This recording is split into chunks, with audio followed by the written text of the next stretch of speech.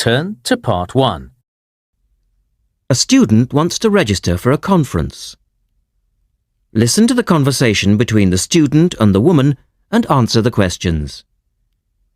First, you have some time to look at questions 1 to 4.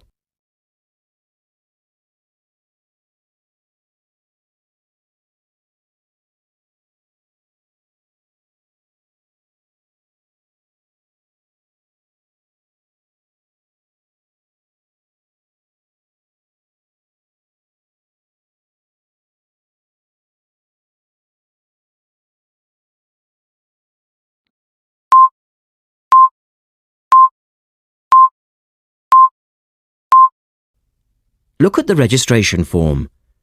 Listen carefully and answer questions 1 to 4. Good morning. Good morning. Can I help you? Yes. Is this where we register for the Beyond 2000 conference? Yes. What's your name and I'll get your conference bag. Well, I haven't actually registered yet. I was told I'd be able to register today, so I hope that's okay. I've just arrived in Melbourne. That should be fine if you're a student. I'll need to take your details though. So can I have your full name? Yes, sure. It's Melanie Mitchell. Is that Mitchell? Yes, that's right. And that's Ms., not Miss. OK, fair enough. And what's your address, Melanie? I live in student accommodation at Sydney University, so my address there is Room 66, Women's College, Newtown. OK. And which faculty are you studying in? I'm in the Faculty of Education. I'm doing a Master's in Primary School teaching. Right.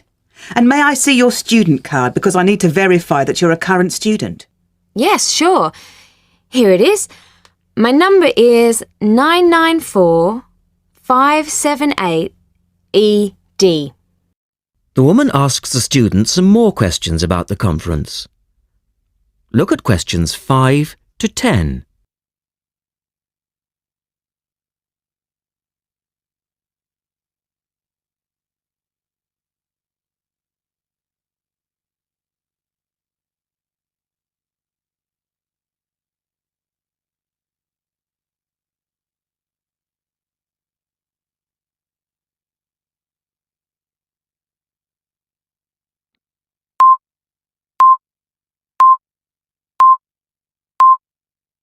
Now listen to their conversation and answer questions 5 to 10.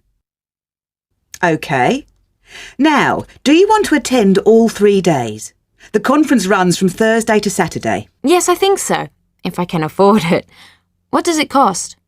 Well, you're eligible for a student discount, which makes it $15 for a day registration or $40 for the 3 days, though it is possible to register for half a day only. I'll register for all 3 days, please. Good. Now, will you be requiring accommodation while you're here in Melbourne? Yes, I suppose I will. What's available? Well, we have several levels of accommodation. You can share a room with another student for $25 a night. Or you can have your own room but share the bathroom. I believe it's just down the corridor. That's $45. Right. Or you can have a single room with your own bathroom. I don't mind sharing a room. On second thoughts, yes, I do. I'll have my own room, but I'll share the bathroom. Right. Now, the conference fee does not include meals, though you do get tea and coffee in the breaks. Shall I put you down for lunch? That's an extra $10 a day. And there's the conference dinner on Friday night, which is $25. Oh, and what about breakfast? Hang on a minute. It's all starting to sound rather expensive. I'll have the lunch, but not the dinner or breakfast, if that's okay. Perfectly okay. Now, a couple of other things. There are a number of special interest groups organised. They're known as SIGs, and you're asked to nominate your preference. They'll take place on the Friday afternoon and Saturday morning, but they're filling up quickly, which is why you need to nominate now. Right. What are the SIGs? Well, there are 6 altogether. Let's see. On Friday, you have a choice between computers in education or teaching reading skills. Or a session on catering for the gifted child. Oh, They all sound interesting. But technology in the classroom is really my area of interest, rather than reading. So I'll go for that.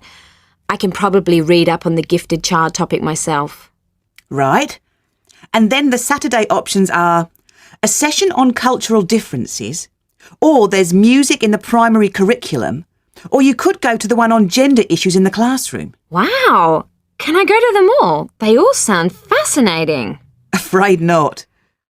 Well, I'm really interested in how boys and girls behave differently, even when they are very young, so I'd better opt for the third session, even though the cultural differences SIG is probably really interesting too. Right. And the music option would be interesting. And how would you like to pay? We accept most credit cards or bank cheques, but not personal cheques, I'm afraid. Been caught out too often before. And cash, of course. We never say no to cash. I'll have to put it on my card because I don't have enough cash on me right now. That's fine. Enjoy your time here with us in Melbourne. That is the end of part 1. You now have half a minute to check your answers.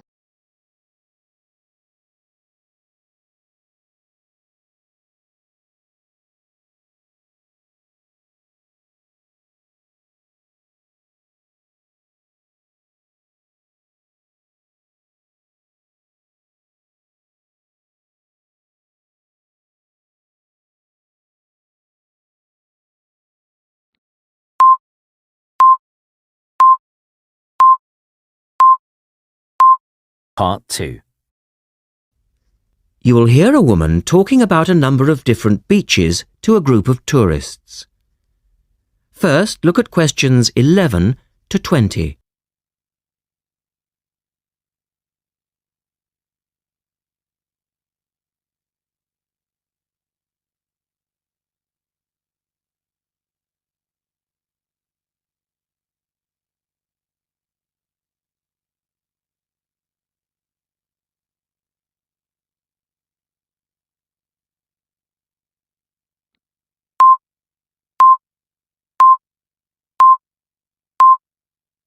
As you listen, answer questions 11 to 20. Right, let's move on to the beaches here, which are absolutely beautiful.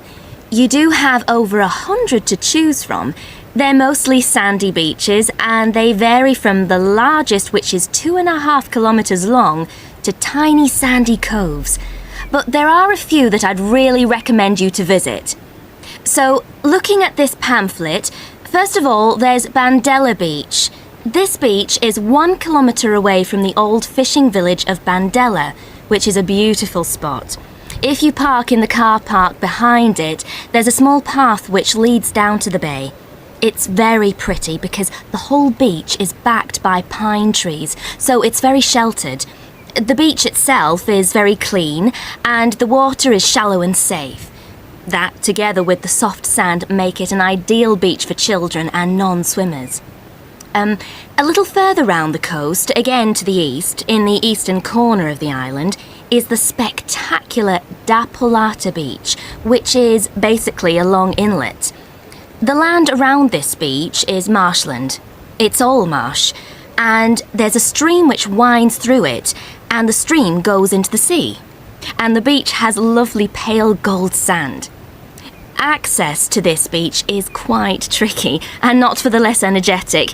You have to go down a long flight of steps, 190 to be exact. But you'll be relieved to know that there's also a road which winds down to a car parking area. When you're level with the sea, there is a handful of shops and bars, and you can hire some beds and umbrellas. Continuing round the island, just past the tip of Calne, is the next beach I'd suggest you visit, and this is San Get. Why? Because there isn't a beach longer than this on the island.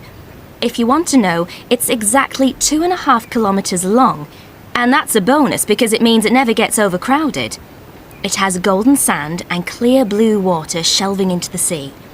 There are several beach restaurants to choose from, and water sports are available when the water is calm. But check first. This beach operates a flag system, as the sea can get rough and you should always swim between the flags. There's a large car park which gives you easy access to the eastern end of the beach, but the western end is much quieter and more wild as it is harder to reach. Blanaka is another popular beach just in the northwest corner of the island. It has incredibly white sand and sparkling water. There is ample car parking here and plenty of bars and restaurants. Blanaka has white cliffs all around it, and for those of you who'd like a little more to do than just lazing on the beach, there are caves here which you can explore in the cliffs, and you can also dive into the water from rock platforms along the side of the cove. Well, my final recommendation for today is Disador. Now, this beach isn't quite as easy to get to as the others I've talked about. It's quite a remote little beach, tucked away here next to Blanaka. You can reach Disador by a steep slope which goes over some sandbanks. The beach itself is small and pretty, with reddish-coloured sand and some stony areas on its eastern side. Despite being quite small, the bathing is good, and you can also go fishing here from the rocks at either side. It's a good idea to take some food and drink with you if you decide to go here, as there's only one little bar which isn't always open. So, that should give you plenty of ideas to choose from over the next 2 weeks. And if you have any... That is the end of Part 2. You now have half a minute to check your answers to Part 2.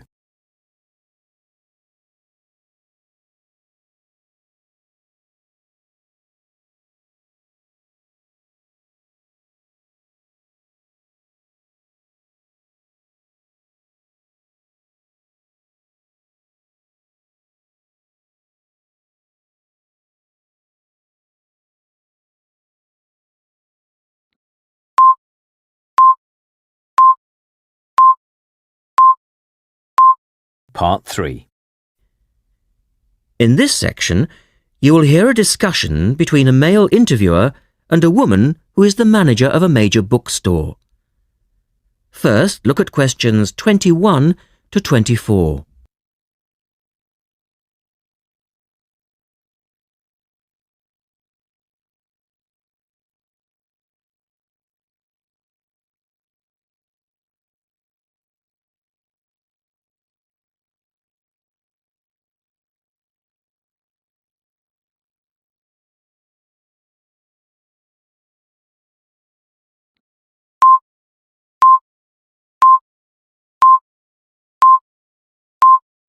Now listen to their conversation and answer questions 21 to 24. The start of a new academic year is a challenge for booksellers. Lee Rogers talks to one major bookstore manager. Jenny Farrow, you're the manager of Dalton Books, and you sell an awful lot of books to students, don't you? Yes, we do. How do you manage to make sure that you're going to have the books students need when all the new courses begin? Basically, we make preparations long before they arrive. Like all other major book retailers, we have a database of information. And using that, we contact course conveners in May and ask them to send us their book lists. How many books are we talking about? For one course? Yes, as an example. An average course requires about 30 books. We ask lecturers to indicate whether a book is what we call essential reading. You know, the students simply have to get it, or whether it's what they would term recommended reading, or whether it's just a supplementary text that they tend to refer to as background reading.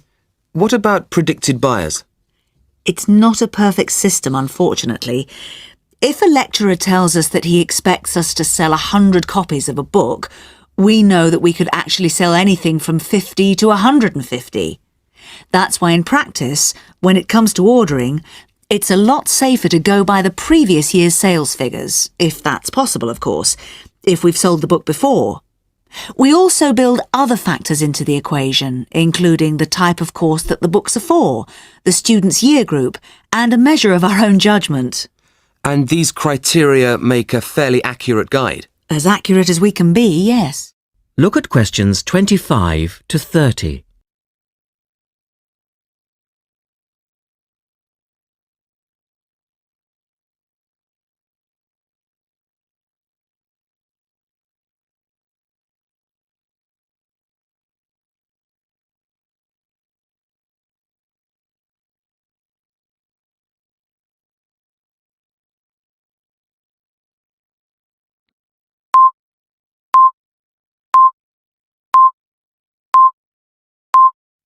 Listen carefully and answer questions 25 to 30. What about the publishers? Do they take an active role in promoting new books? Certainly. The academic and professional publishing market is worth about £700 million a year, so publishers go to some lengths to make sure their books are known. The standard procedure they use is to mail out catalogues to lecturers or colleges and universities. That's been the main form of promotion for years. Now, of course, they can also post details of new or revised works on websites. Some even go so far as writing individual letters to the appropriate lecturers in order to let them know what's coming up. The lecturers then contact you if they're interested. That's right. The publishers send us, the booksellers, inspection copies. Lecturers can then get a free copy and decide whether it's going to be suitable for their course. And how does it work with the students? What are they looking for and who helps them most? I think lecturers are best placed to understand the students' needs. Often the critical issue is what represents value for money for students. This is more important than price per se. Do students actually buy books before they start the course? Apparently, a large proportion of students wait to see what they need. Students have a firm idea of what constitutes a good book, so they tend to give themselves time to look at all the options before making a choice. They tend to go for books that are clear and easy to use. Often, the texts that their lecturers recommend turn out to be too academic and remain here on our shelves. Well, that was Jenny Farrow. That is the end of Part 3. You now have half a minute to check your answers to Part 3.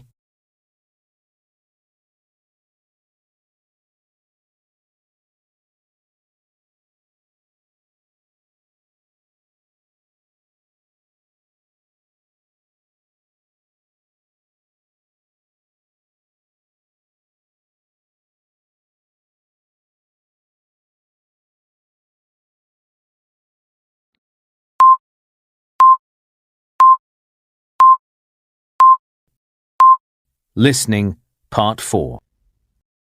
You will hear Rebecca Bramwell, an artist and illustrator, giving advice on how to get your first job or commission as an artist. First, you have some time to look at questions 31 to 35.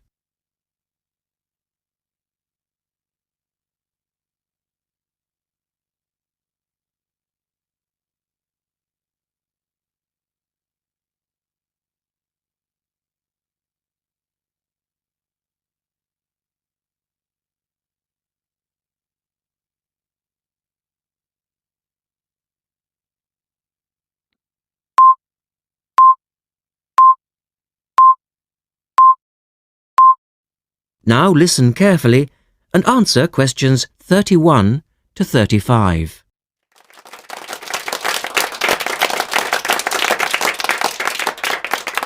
I'd like to introduce Rebecca Bramwell, an artist and illustrator who has come along today to talk to you all about getting your first job or commission as an artist. Over to you, Rebecca. Thank you for inviting me.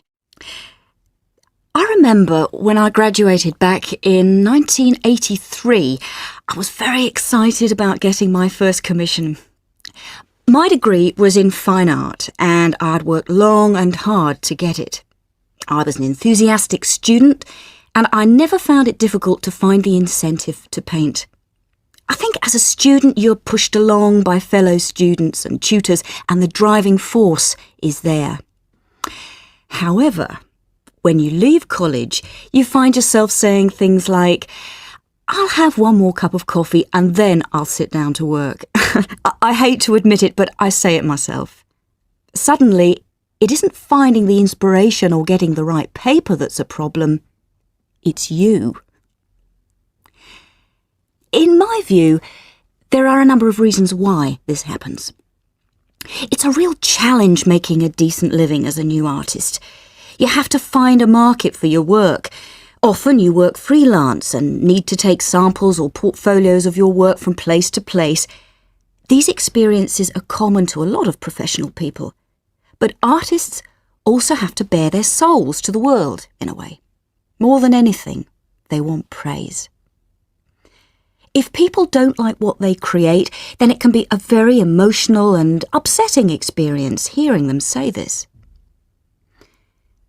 I began to realise that these problems were preventing me from having a career in art, and so I decided to experiment. I was a painter, but I started to dabble in illustration, drawing pictures for books, cards, and this offered me the opportunity to become more emotionally detached from my work. I was no longer producing images from the heart, but developing images for a specified subject, taking a more practical approach. I began to develop a collection of my illustrations, which I put into a portfolio and started to carry around with me to show prospective clients and employers. But it was still tricky because publishers, for example, want to know that your drawings will reproduce well in a book. But without having had any work published, it's hard to prove this. Having a wonderful portfolio or a collection of original artwork is, of course, a first step. But what most potential clients would like to see is printed artwork, and without this evidence, they tend to hold back still when it comes to offering a contract. Look at questions 36 to 40.